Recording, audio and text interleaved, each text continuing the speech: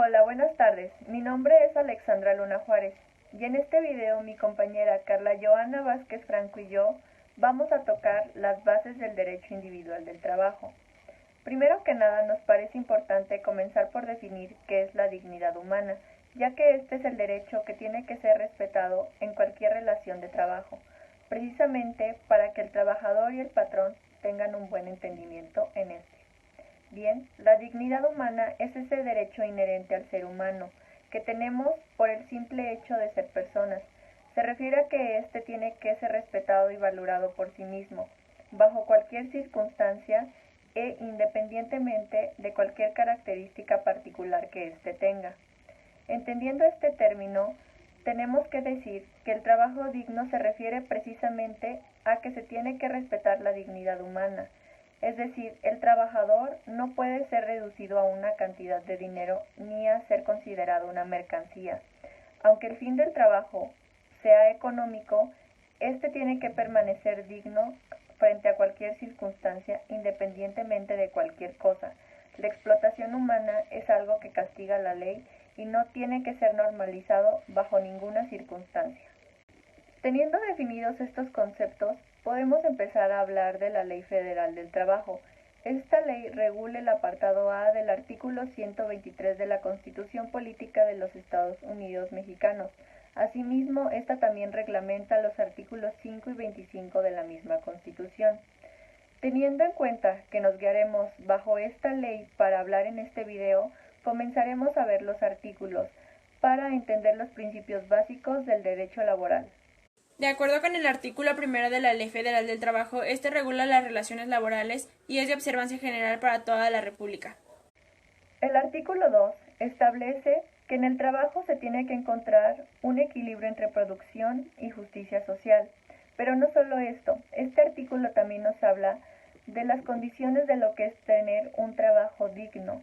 Primero que nada, como ya lo establecimos, se refiere a que se tiene que conservar la dignidad humana del trabajador bajo cualquier circunstancia, pero también se trata de crear un ambiente libre de discriminación, ya sea por origen étnico, edad, nacionalidad, sexo, discapacidad o cualquier otra condición que pueda tener el trabajador. También podemos hablar de trabajo digno cuando hay un salario remunerador, cuando hay una capacitación continua, una seguridad social y un ambiente de higiene óptima para prevenir los riesgos en el trabajo lo más posible. Este artículo 2 también entraña un concepto importante que es el de igualdad sustantiva. Esta igualdad sustantiva solo se logrará si hay una eliminación de discriminación ante las mujeres. Cualquier tipo de discriminación que menoscabe el goce y ejercicio de sus derechos y libertades, solamente así se podrá lograr una libertad sustantiva. Se trata de entender y propiciar que haya mismas oportunidades para ambos, para hombres y mujeres, entendiendo sus diferencias biológicas, sociales y culturales.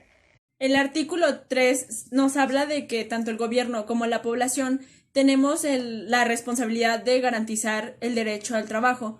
El deber social se refiere a que no tenemos que ver el trabajo como un comercio, se trata de proporcionar condiciones dignas y justas para las personas.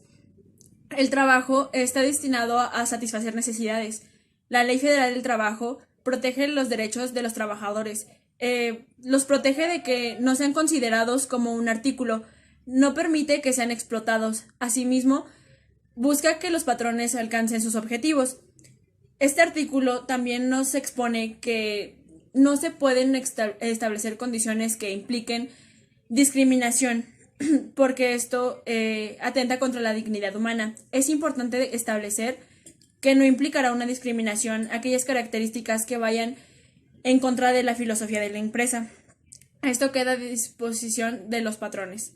Por lo último, este artículo nos menciona los pilares del derecho del trabajo, que son ambiente laboral libre de discriminación y violencia, promover y vigilar la capacitación de los trabajadores, el adiestramiento y formación dentro del trabajo, la certificación de competencias laborales, la productividad y la calidad en el trabajo, asimismo la sustentabilidad ambiental. Estos pilares generan los beneficios para los trabajadores como a los patrones. Los artículos subsecuentes nos hablan de los términos de hostigamiento y acoso sexual. Con hostigamiento podemos entender la situación en la que una víctima se siente obligada a hacer lo que le pide el patrón por miedo a perder el trabajo.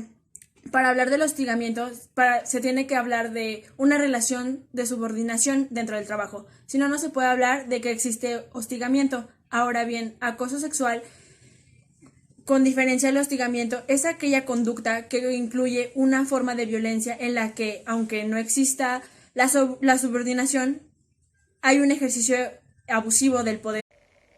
El artículo 4 de esta ley es un espejo del artículo 5 constitucional, y este nos habla de que el Estado está obligado a garantizar a cualquier persona el acceso a los medios de subsistencia con una remuneración.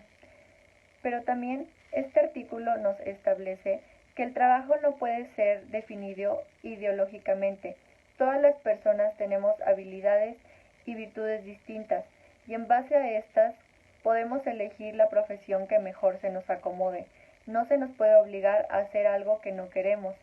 Se tiene que mencionar que este derecho que tenemos solamente puede ser suspendido por determinación judicial. También es importante decir que el trabajo que elijamos no tiene que estar expresamente prohibido por la ley. El artículo 5 nos enuncia los casos que no producen efectos legales por sus características de trabajo. Entre ellos podemos mencionar una jornada mayor de trabajo que la permitida, un salario que no sea remunerador. Se entiende como salario remunerador el que sea suficiente para satisfacer sus necesidades y además sea congruente con el grado de especialización que se tiene en el trabajo. La facultad del patrón de tener el trabajo por concepto de multa, por ejemplo, si hay un daño por parte del trabajador, se puede cobrar la reparación del daño, pero jamás retener el salario para el pago de este. Renuncia por parte del trabajador de cualquiera de los derechos consignados o la norma de trabajo. Un salario menor al que se pague a otro trabajador en la misma empresa por trabajo de misma eficiencia o la igual jornada por consideración de edad, sexo o nacionalidad. En este punto entra la igualdad sustantiva. Se debe dar condiciones y participaciones iguales por trabajo iguales, entre otras condiciones que son importantes y que no causarán efectos legales para este mismo.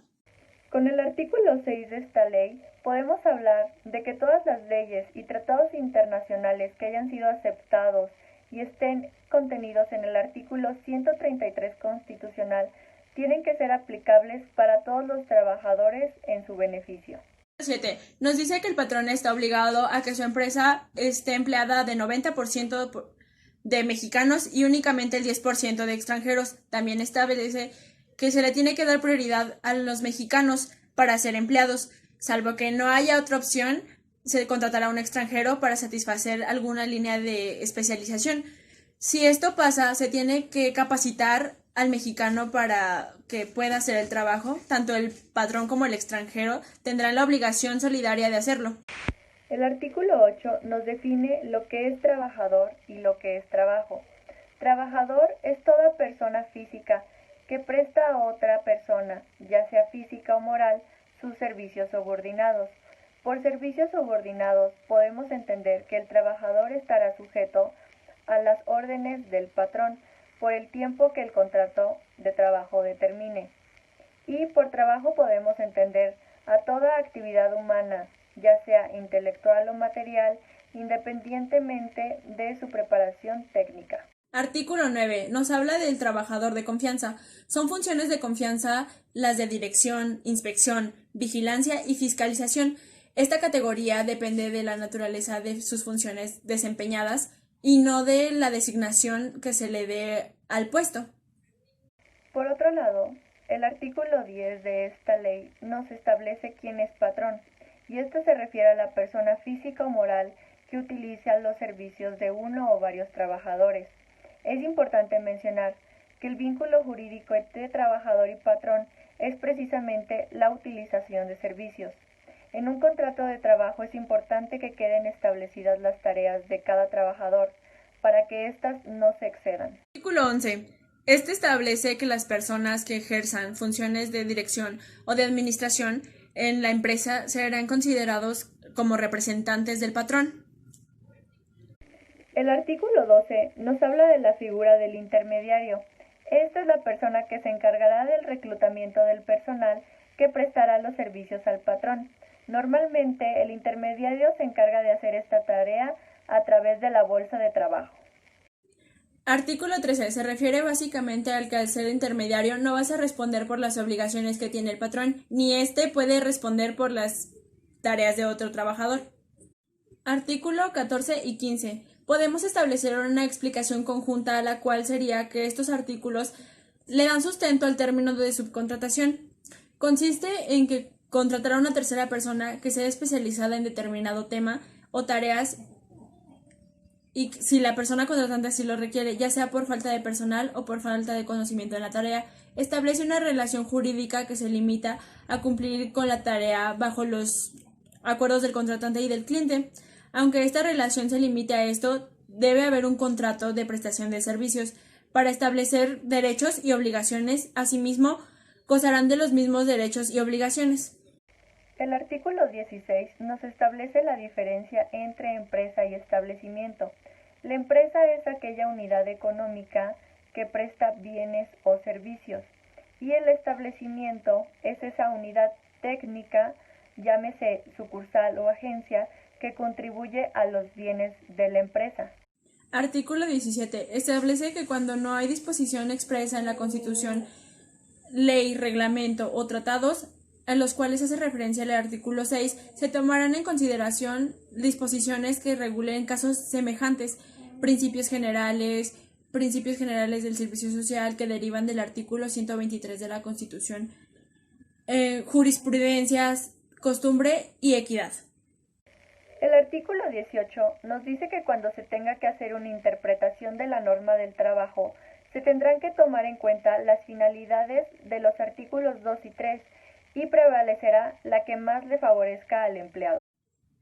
El artículo 19 establece que los actos y las actuaciones que se realicen dentro de las normas del trabajo no causarán ningún impuesto. El artículo 20 nos habla de la relación del trabajo, del contrato individual del trabajo y de la prestación de un trabajo. El artículo 21 establece que existe un contrato y una relación de trabajo cuando hay una persona que presta su trabajo personal y hay otra persona que la recibe. El artículo 22 nos habla de que los mayores de 15 años pueden prestar sus servicios siempre y cuando sigan los lineamientos de la ley. Este nos establece que los mayores de 15 años y menores de 17 años sí pueden prestar sus servicios siempre y cuando tengan el permiso de sus padres o tutores. A falta de estos, tienen que tener el permiso de los sindicatos, de la autoridad política, del tribunal o en su defecto del inspector del trabajo. El artículo 22 bis nos establece que las personas de entre 15 y 17 años no podrán prestar sus servicios si no han terminado su educación básica. Esto será una regla a menos de que la autoridad competente determine que puede haber una compatibilidad entre estudio y trabajo. El artículo 23 nos dice que el patrón que incurra respecto a los trabajadores menores de edad será sancionado con lo establecido en el artículo 995 bis de la misma ley. A los menores que tengan labores iguales a los de otros recibirán el mismo sueldo. Queda prohibido el trabajo para menores de 18 años que estén dentro de un círculo familiar cuando éste afecte su salud, su seguridad o su moralidad o que afecte el ejercicio de sus derechos y con eso su desarrollo integral. Nos define que un círculo familiar son los parientes del menor con una relación de consanguinidad en segundo grado. Cuando los menores de 18 años realicen actividades de autoconsumo dentro de su casa, las personas a las que están a su cargo deberán de respetar los derechos del menor y brindar su apoyo al mismo. El artículo 24 nos establece que cuando no existen contratos colectivos aplicables, todo tiene que quedar por escrito y tiene que haber 2 copias de este, una para cada parte.